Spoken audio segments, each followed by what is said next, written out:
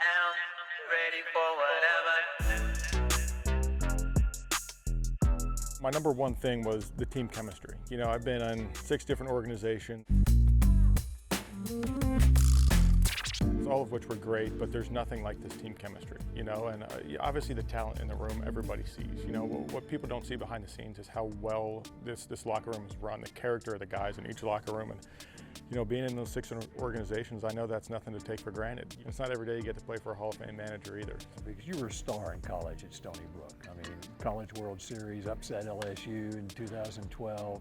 But at some point in your career, you get into your big league career and you understand what your role needs to be to have a prolonged career. What was that process like for you? I'll tell you what, you learn real quick that jobs can be taken very, very fast in this game. So it wasn't until I went into Philly and realized, okay, what is going to make me the best version of Travis Jankowski? You know, what do I need to do to stay on a major league roster? And it's pretty simple, get on base and play great defense. It was just kind of that aha moment of just get on first base. Get on first base and go catch a fly ball, and hopefully I can get 10 years in this game. So what advice do you give athletes, maybe young athletes who aren't getting the playing time, the value of being a good teammate? If you're frustrated, use that as motivation and feed into other people. You know, like, it's not always about you. It's not about, oh, okay, you know, woe is me, I'm not playing. You would probably play on a lot of other teams, but how important is winning to you? Do you want to go and be, you know, the star of a team on a sub-500 team and October 1st you're home hanging out, or do you want to experience playoff baseball? Do you want to experience a World Series? Do you want a ring? You know, like, that's why we play this game. So it's really just finding out, you know, each personal, and people have different reasons for playing this game. You know, some of it's financial, some of it's for a ring, some of it's for, you know, the fame and the glory. For me, it's winning. I want to win. I want to go out there and win every single night. So it's pretty much cut and dry. You know, do you want to win? Be a good teammate. You know, pick guys up. Don't be self-centered. Don't have an ego when you walk into that locker room every day. You know, put others before you, and watch how long your career is going to last. I said, right here, I saw one of the worst springs. And Janie said, yeah, I had a bad spring. I said, no, it was awful. I said, we got to be real here. And he laughed. He goes, no, you're right. So just how bad was your spring last year? You know, I talked with Boach about this yesterday, and I said, it was pretty bad, Boach. He looked at me, he said, Janny, he said, awful. He said, awful. And it was a horrible spring. I can deal with a slow start offensively, you know, but I think I had 3 or 4 errors in the outfield, and my you know, struggles offensively was leading into, you know, the defensive side, and that's just not who I am. And you know, it wasn't until probably a week left in camp when Boach and CY called me in the office and they said, you know, Boach said, hey, I managed against you for 4 years when I was in San Francisco. He said, you're not playing like the type of player I know you are. He goes, what's going on? And I said, oh, Boach, he said, you're putting too much pressure on yourself. He said, just go out and have fun.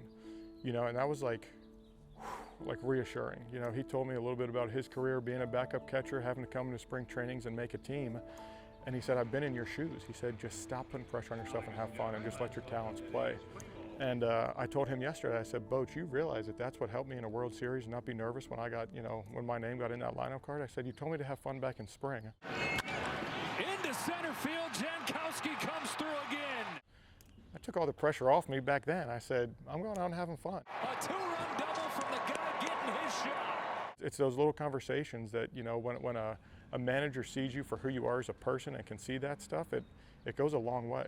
Travis Jankowski making his World Series debut.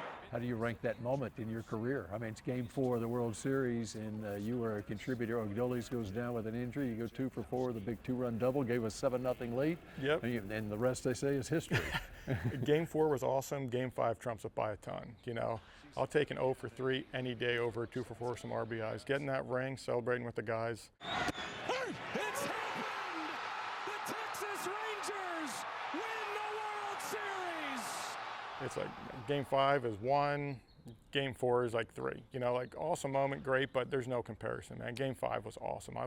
I'd relive that moment, you know, take that 0 for 3 every day of the week to win that ring. So is your nickname really Freddie? It is. It is. That comes from Mr. Rogers' neighborhood. So youngest of 3, older brother and sister, they'd be coming home from school and I'd be locked in on Mr. Rogers' neighborhood and they couldn't stand it.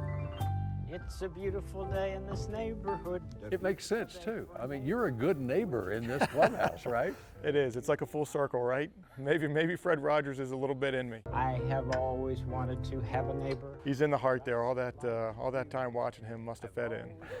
Can you sing any Fred Rogers for us? It's a beautiful day in the neighborhood. That's about all I know. Won't you be mine?